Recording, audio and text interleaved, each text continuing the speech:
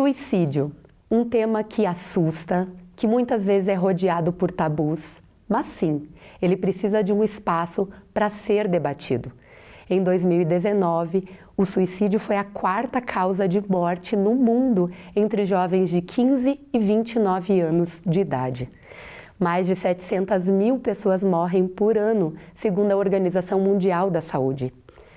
Por isso, a gente faz um convite para uma conversa que busca uma reflexão. E para isso a gente recebe o professor da Faculdade da Serra Gaúcha, psicólogo Mayton Bernadelli, que ele é coautor, na real ele é o autor responsável por um estudo que teve outros pesquisadores juntos, o estudo Anos Potenciais e Produtivos de Vida Perdidos por Suicídio em Caxias do Sul, entre os anos de 1996 a 2019. Seja muito bem-vindo aqui conosco. Obrigado pelo convite, obrigado pela participação e pela oportunidade de falar sobre o estudo que a gente conduziu, junto aí também colegas da Secretaria Municipal de Saúde. Mas antes de a gente entrar mesmo na pesquisa, a gente lembra que essa entrevista é uma idealização da Frente Parlamentar em Defesa da Saúde Mental, aqui da Câmara Municipal, e ela é alusiva ao Janeiro Branco, que é o mês responsável aí para se pensar na conscientização sobre os cuidados com a saúde mental. Mas vamos conversar então, Mayton, sobre essa pesquisa. Vamos trazer uns dados aí, porque a gente sabe que esse número de 700 mil mortes todos os anos no mundo é algo grave, né? E Caxias do Sul não foge dessa realidade, né? Isso, pensando um pouco, já que tu trouxe um nível macro, né? Os países da América, especialmente os da América do Sul, eles têm sido os que apresentam os maiores indicadores a nível mundial, né? E o Brasil é um dos países que apresenta ainda um indicador muito elevado nas taxas de suicídio. Muito em conta, né, das variáveis contextuais que a gente apresenta, da diversidade sociocultural, né, e das desigualdades socioeconômicas. Isso também potencializou muito os indicadores de 2020 para cá, né? Ainda que a gente tenha avaliado no nosso estudo os indicadores de 96 a 2019. Né? É preocupante, sim, a questão do suicídio e faz a gente refletir sobre quais as estratégias a gente tem tomado em relação à prevenção do suicídio no nosso município. Né?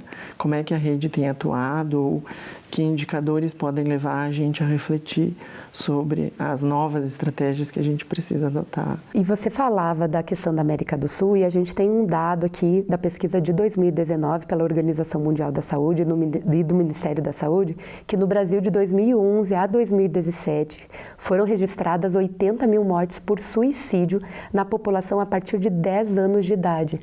Isso é muito complicado, porque às vezes a gente fala de suicídio e a gente pensa no adolescente, no adulto, mas a criança, às vezes, ela é vulnerável a isso também, né? Isso, a gente tem observado um crescimento nesses indicadores de crianças, né, que acabam cometendo suicídio, porque, embora se percebam sinais ou sintomas, nas crianças é muito mais difícil de você conhecer ou detectar esses sinais e sintomas em função do próprio processo de desenvolvimento, da relação familiar que ela apresenta, da própria rede de proteção que essa família às vezes constrói, negligenciando características que podem aparentar ou uma ansiedade crônica que pode desenvolver uma depressão, né? Então a criança por vezes se esgota, né? Ela é sobrecarregada com questões de afazeres e atividades, enfim, e a família acaba não percebendo os níveis de tristeza, né, e de depressão que ela está envolvida. E aí, como último recurso, então, ela acaba se expondo, né, a uma situação de risco que acaba por um desfecho de suicídio. Professor, às vezes a gente fala, sim, o fator da desigualdade social, ele é um fator importante, mas quando a gente está falando do universo infantil, tem a questão da desigualdade, mas nas classes mais altas também é acometido, né? Exatamente. E aí, às vezes, as pessoas evitam, porque elas consideram que, bom, essa criança tem tudo, né? E, às vezes, até ela está fazendo um acompanhamento na escola, está tendo um bom desempenho, mas isso também pode sobrecarregar a criança em termos emocionais, né? E ela construir internamente uma questão que não corresponde à demanda que é dos pais ou da sociedade que envolve ela, né? E ela se sente pressionada, enfim. São vários os fatores, mas as crianças nos preocupam em relação a isso, né? Porque a gente vai ter mais dificuldade de poder ver os sinais e sintomas que ela pode estar apresentando. Até porque elas também são amparadas pela família e muitas vezes não acessam serviços de saúde, como um adulto, enfim, que pode ir lá e expressar algum indicador que revele, então, algum sintoma preocupante em relação à ideação suicida ou o desejo de cometer suicídio. É bem complicado mesmo. E, professor, voltando para a sua pesquisa, vocês trouxeram um número em vida, em anos, né, que as pessoas que, infelizmente, foram acometidas pelo suicídio entre 96 a 2019, vocês calcularam isso em anos. E aí a gente enxerga o impacto disso, né? Vamos falar um pouquinho sobre isso? Sim. Quando a gente analisa só o indicador a partir do número, do N de mortalidade, e a gente vê um número que não é tão expressivo, considerando o intervalo de tempo, a gente acaba negligenciando o fenômeno, né? E pensar em anos potenciais de vida perdidos significa dizer o quanto aquela pessoa poderia ter vivido junto com seus familiares, com as pessoas que ela ama e que amavam ela também, e que ela perdeu de viver, né? Quer dizer, é como se tu olhasse para um indicador e visse o buraco que tu cria também em outras pessoas que estão ao redor dessa pessoa que cometeu o suicídio, né? Obviamente que isso vai favorecer também para que a gente olhe para as políticas de atenção em saúde mental de uma maneira mais cuidadosa, né? Porque a gente entende o quanto tempo essas pessoas deixaram de viver, considerando a expectativa normal de vida da população, né? E vocês, inclusive, trazem um dado aqui, que é mais de 34 mil anos que poderiam ser vividos e que foram levados, de fato, pelo suicídio só em Caxias do Sul. Exatamente, que é o que representa essa diferença entre a precocidade dos óbitos, né? Já que a gente identifica aí que as pessoas, em sua grande maioria, elas cometeram o suicídio na faixa etária dos 20 aos 29 anos de idade. Então, são pessoas muito jovens que ainda tinham muito tempo de vida a percorrer, né? Muita coisa boa para viver. Inclusive, você fala da questão do grupo ao redor, que também é impactado. A gente também tem dados aqui que aproximadamente 135 pessoas sofrem intensamente quando uma pessoa da família ou uma pessoa próxima acaba morrendo por suicídio. E para cada suicídio, 25 pessoas próximas fazem ou uma tentativa ou pelo menos pensam seriamente no suicídio. E aí esse número vai para 108 milhões de pessoas por ano sendo profundamente afetadas pelo suicídio. Realmente é algo que é preciso olhar com seriedade, pensar política pública para se buscar uma solução. Em termos de psicologia, a gente tem um termo que a gente pode agenciar, né, para falar disso, que é a transgeracionalidade do fenômeno, que é quando um sujeito de uma família que já houve alguém que cometeu suicídio se sente um pouco legitimado a fazê-lo ou a seguir esses passos, né? Enfim, por N motivos, acaba que onde tem uma família que alguma pessoa cometeu suicídio e existe alguém com depressão ou com sintomas depressivos, o risco ainda é maior, né? Porque as pessoas se sentem legitimadas pela experiência passada, né? Isso também é preocupante, porque aí a gente precisa pensar em termos de prevenção coletiva desse grupo, né, familiar. E aí a gente não está falando só de estratégias individuais, né, como a psicoterapia, o atendimento com o psiquiatra, mas também de dar conta de cuidar destas pessoas, inclusive dessas que ficam depois de um suicídio, né?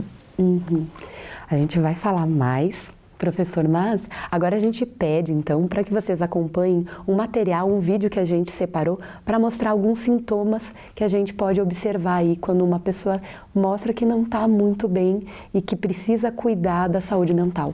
Olha só.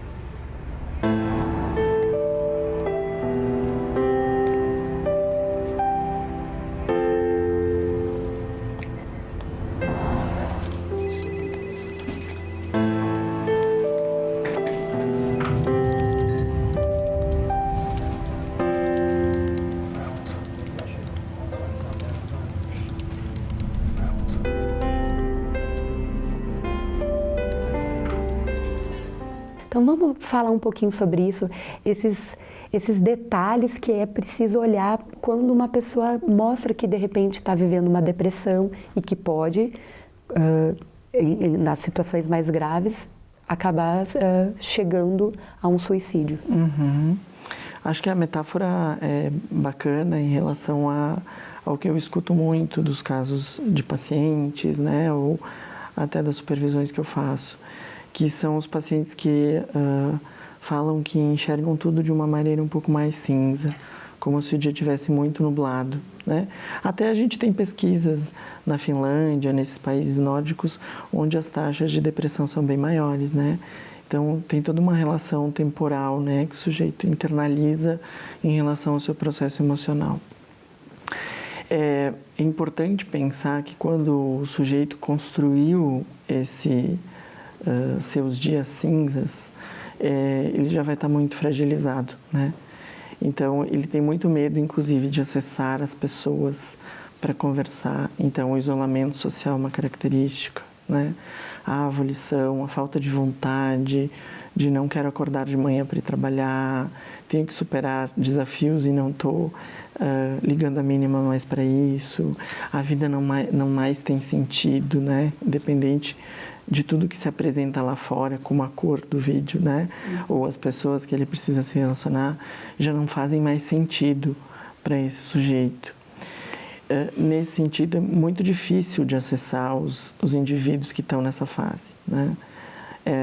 Às vezes é mais fácil a gente acessá-los antes, quando eles apresentam e nos solicitam, né? Mas é difícil que aquele que nos solicite a gente não consiga responder em relação a encaminhar ou para psicoterapia, ou para um atendimento, ou para a rede de atenção, né? A gente vai ter os serviços especializados. Agora, aquele sujeito que se isola, que fica sozinho, que às vezes vive sozinho, ou mora sozinho, ou encontra vários outros recursos na vida para evitar esse tipo de contato ou de situação, né? Então, hoje a gente tem internet, gamers, tudo que nos favorece o ficar em casa, a gente vai ter dificuldades ainda maiores para acessar essas pessoas e evitar que elas potencializem a ideação suicida ou o desejo de se suicidar ou cheguem ao ato de fato. A gente teve aí, estamos ainda num processo da pandemia, claro que agora com a vacinação a gente vive uma outra realidade, mas quando a pandemia logo começou em 2020, que teve um isolamento social muito forte, a gente percebe que é aí que se facilitou, né? Porque muitas vezes são os outros que vão te auxiliar a buscar uma ajuda. Mas quando, pelo processo que a gente estava, as pessoas se isolavam, principalmente quando a gente fala de adolescentes, que daí não frequentavam as escolas, justamente por causa da questão da saúde, né, para preservar todo mundo, mas ao mesmo tempo, às vezes, é a escola que vai identificar quando uma criança não está bem também, né? Isso, e até o fato da restrição das relações sociais, né? Porque uma coisa é a gente se relacionar cara a cara, face a face. A outra é a gente se relacionar de forma virtual. Isso, no início, pareceu até uma prática bacana para muita gente, que estava muito acelerada, mas restringiu todo o convívio social. Então, aquilo que servia como um espaço para as pessoas até descontraírem, mesmo para os adolescentes irem para a escola, mesmo com os problemas que eles tinham que resolver lá na escola, com dificuldade de notas, enfim, existe um convívio social que é importantíssimo para o desenvolvimento saudável e para o desenvolvimento emocional dos sujeitos, né? Professora, a gente até estava, quando a gente, inclusive na minha introdução eu falo dos tabus, né? E o primeiro tabu é não falar do suicídio, né? Se tem muito isso, que não vou falar porque vou dar a ideia para o outro que de repente não está bem, dele cometer um suicídio.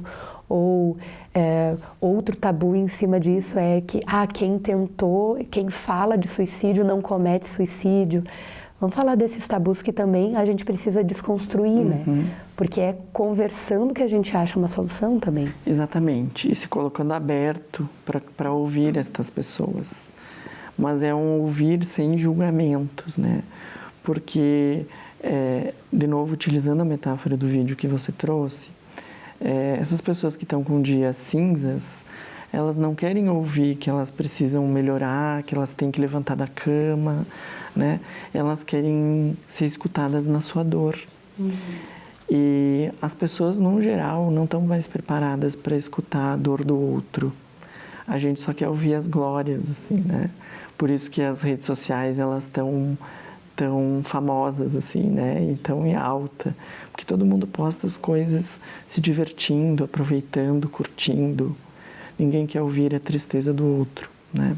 Então, por isso a gente indica, obviamente, as pessoas qualificadas, mas quem está próximo tem que se colocar a escutar, evitando julgamento, né? Tentando compreender ao máximo aquilo que a outra pessoa está querendo dizer e legitimando aquilo que ela sente.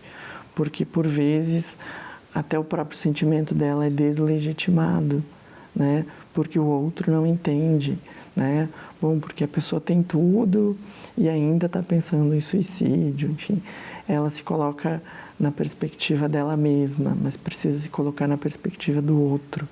E esse é um desafio bem grande, assim, em termos de sociedade moderna, que as pessoas não querem mais ouvir, tem sido um grande desafio. Porque tem a questão do tempo, né? Para escutar o outro, a gente precisa do tempo. Isso. E é isso, a sociedade pede uma aceleração, né? Tu não tem tempo para parar, para olhar para o outro. Isso. E aí, voltando à questão dos tabus, por que a gente acaba criando tabus? Porque é mais fácil criar tabus que dizem que a gente não deve falar sobre coisas que mobilizam o social. É mais difícil de enxergar a dura realidade. Então, a gente evita, né? Então, a gente não fala sobre suicídio, fala pouquíssimo sobre depressão, né? Que é um dos sintomas mais importantes, né? Que levam ao suicídio. Não se fala muito sobre saúde mental. Quando se fala, são coisas um pouco chavão, assim, que parece que todo mundo, então, tem que viver da mesma forma, igualzinho, feliz, né? Ou fazendo os mesmos comportamentos para conquistar essa felicidade ideal, quando para cada um isso vai ser muito subjetivo, né? Professor, você apontou ali, falou da nossa realidade, uma realidade pós-moderna e da questão, inclusive, da tecnologia.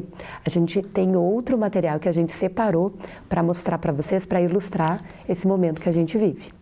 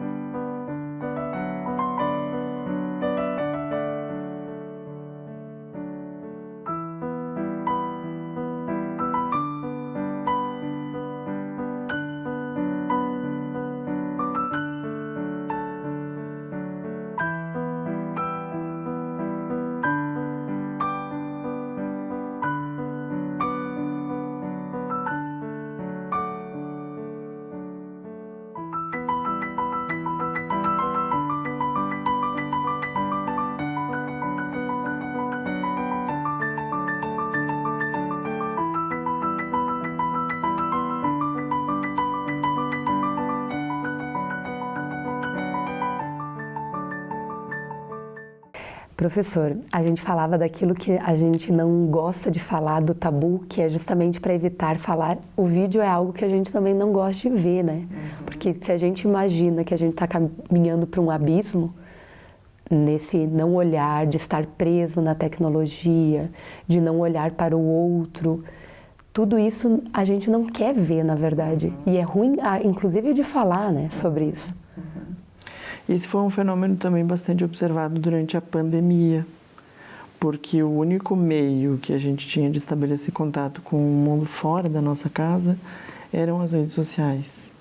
Mas a gente encontrou nas redes sociais lugares que são surreais até, eu diria, porque a gente só vê todas as pessoas viajando, passeando, saindo, jantando fora, e a realidade não é essa, né? Então, o que se vende nas redes sociais é o resultado de algo que a gente não conquista no dia a dia. E isso mexe com a nossa subjetividade, especialmente com alguém que já está com um sintoma depressivo, se sentindo triste, enfim, né? E aí, obviamente, isso vai impactar, porque essa pessoa se sente inadequada, né? Usando a metáfora do vídeo de novo, como um menininho, que ele está fora enquanto todos circulam atrás dele, né?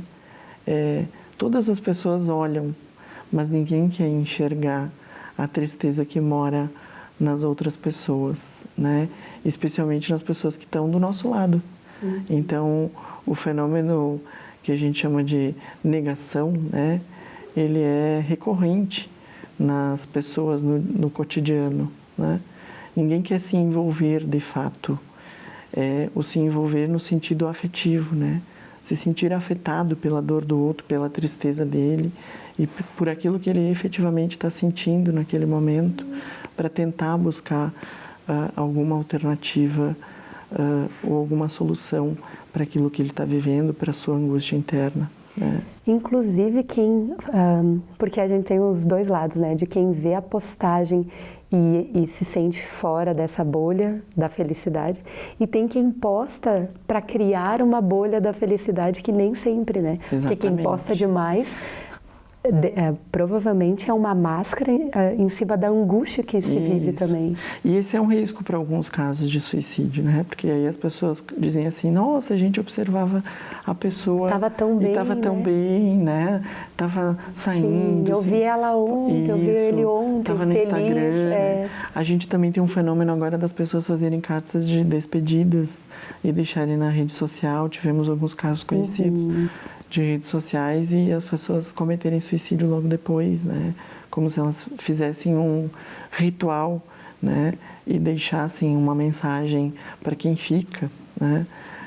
O que se torna de uma forma violenta para quem recebe a mensagem ou para quem observa, mas denuncia de novo que a gente não conseguiu acessar essas pessoas no sentido de uma escuta efetiva, né?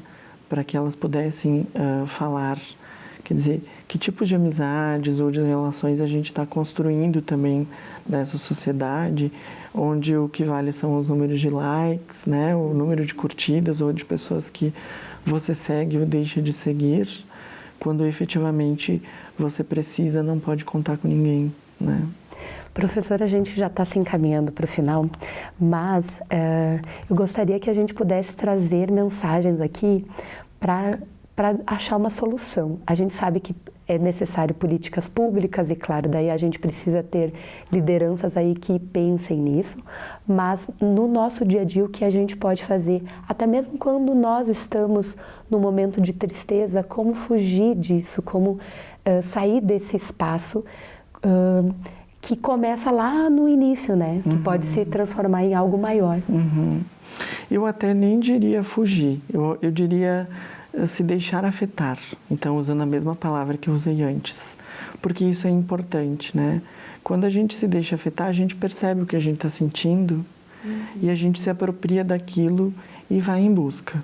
E conversa com quem a gente ama, com quem a gente gosta, com quem circula a gente e pede apoio. Então, esse é o primeiro caminho, né?